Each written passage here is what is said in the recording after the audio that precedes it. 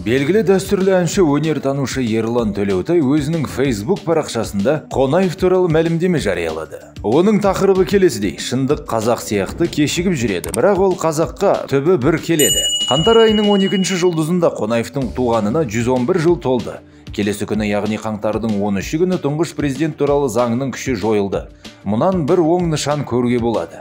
Енді осы жөнінде кеңірек тарқатып көрелік. 1960 жылы Кремльдің ұйғарымымен билікке келген Қонаевтың Қазақстанды ширек ғасыр уақыт бойы басқарғаны белгілі. Төтесінен айтсақ, Қонаевтың тұсында қазақ халқы қор ұлтқа айналды. Әуелі қазақтың ұлан-ғайыр даласы әскери өндіріс үшін деген желеумен ядролық сынақ алаңдарына берілді. Мәскеудің бұл шешімі Қазақстан билігі тарапынан еш қарсылықсыз жүзеге асырылуымен болды.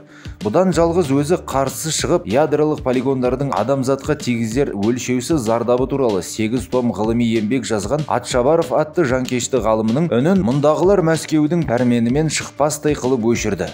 Атшабаровтың әлемдік ғылымда теңдесі жоқ 8 том бұл еңбегі КГБ тарапынан тәркіленіп көзі жойылды. Осылайша Семей, Қарағанды, Маңғыстау, Атырау, Батыс Қазақстан, Ақтөбе, Қызылорда облыстарында 40 жыл бойы ядролық һәм бактериологиялық қарулар алуан түрлі сыналып жатты. Бұл қазаққа жасалған ұлы этноцид еді. Себебі ядролық қарулардың топырақ бетіне, жер асты суларына сіңген улы сәулелерінің зиян зардабы 3000 жыл бойы ақырдың күніне дейін жойылмақ емес. Осының салдарынан бұл күнде қазақ халқы әлемдегі ең дертті ұлтқа айналып отыр. Және келешекте еліміздің улы радиация салдарынан болатын түрлі аурулар, рак, жүрек, қан тамырлары тағы басқа кеселдер күшейе түспек.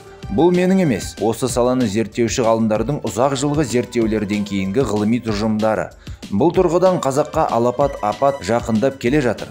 Ғалымдардың пікірінше, келешекте радиация сәулелерінен болатын түрлі аурулар геометриялық прогресспен өспек. Алайда мұның алдын алуда мемлекет тарапынан ешқандай сауықтыру шаралары жасалмауда.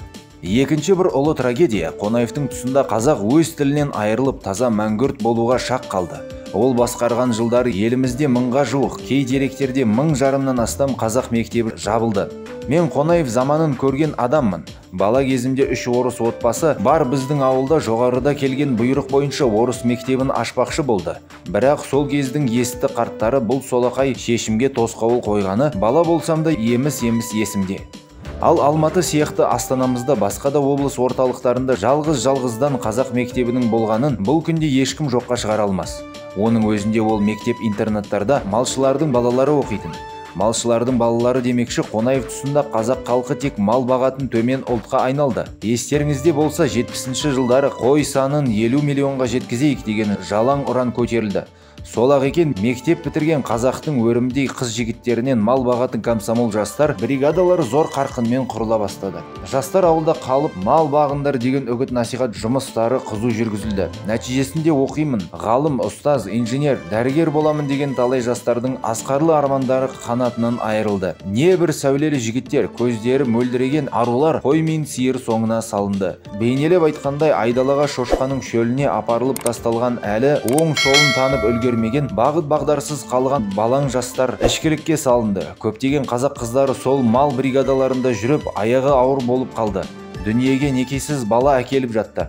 Мұның шын мәнінде ұлттың азғындаудың басы болғаны бұл күнде Қонаевты жақтаушылардың қаперіне кірер емес. Бұл кезде Қонаев Мәскеуде мен Алматыдағы жергілікті ұлтты 16%-дан асырмаудамын деген сыңайда жарымсақтана ақпар беріп жатты. Негізі Кремль ел астанасында қазақтың саны 20%-дан аспасын деген жабық пәрмендер бергені көрінеді. Айғағындай Алматы сол кезде өзге ұлттардың сүйікті қаласына айналды. Ұлы ақын Мұқағали Мақатаевтың «Алматы қазақтың астанасы, ұйғырдың асханасы, орыстың баспанасы» деген ажуалы сөзінің тарағаны осы кез. Міне Қонаев негізін салған сол орыстандыру саясаты бұл күнде өз жемісін беруде.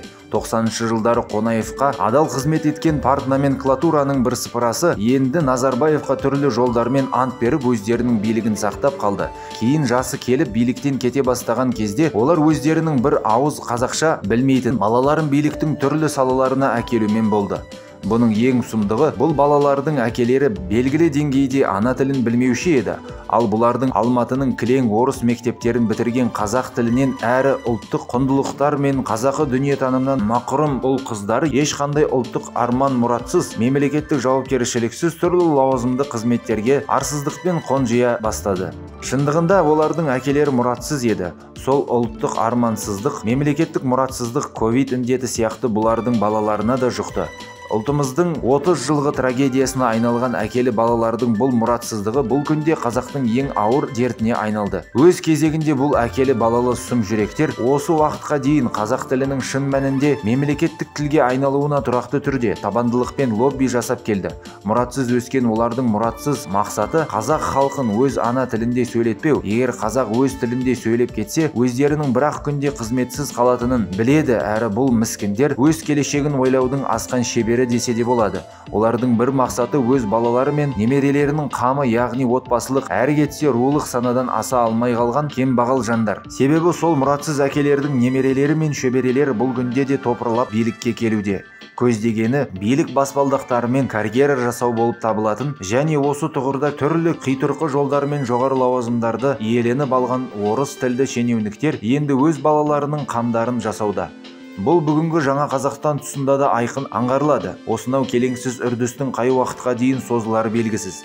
Егер бұлай бола берсе, Қазақстанды құрдым күтіп тұр дей беріңіз. Назарбаев кезеңінен басталған бұл қауіпті құрдым қазір тіпті зор қарқын алуда. Себебі мемлекеттің, ұлттың ең басты байлығы талантты һәм білімді алғыр ойлы жастар шетел асуда. Бұл үрдіс жыл сайын қарқын ала түсуде. Елімізде бұл келеңсіз үрдістің алдын алуда ешқандай мемлекеттік шаралар жасалмауда.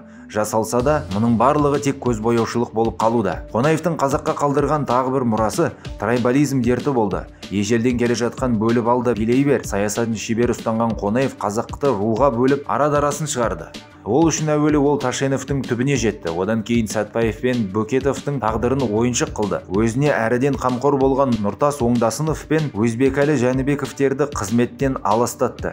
Шын мәнінде бұл тұлғалар қазаққа Құдай сыйлаған құтты ерлер еді. Бұлардың бәрі құсадан өлді. Бұл тұлғалардан айырылған соң қазақтың берекесі кете бастады. Ал Қонаев болса жылдан жылға дәуірлей берді.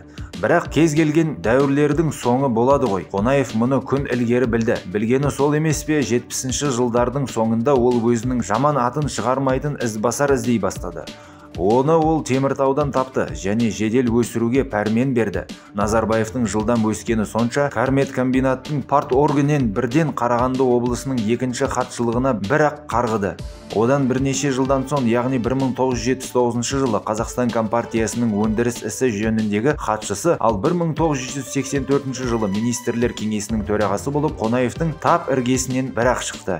Арада 2 жыл өтпей жатып, дәлірек айтқанда 1986 жылдың 6-8 ақпанында өткен Қазақстан Коммунистік партиясының 16 съезінде әкесі Қонаевтың інісі Асқар Қонаев арқылы қаралаған, ол оны Кремльдің алдында топ етіп жығып берді. Осы сәтте қандай сұр жыланды қойнына салып өсіргенін бір-ақ ұққан Қонаев Мәскеуге сабылды. Алайда бәрі кеш еді. Сол жылдың желтоқсанында Қонаев биліктен бір жолы айырылды. Сөйтіп баласының бас болуымен Қонаевтың дәуірі аяқталды. Бәріне ақылы жеткен Қонаевтың билік пен саясатта әке бала дегеннің болмайтынын білмегені өкінішті әрине.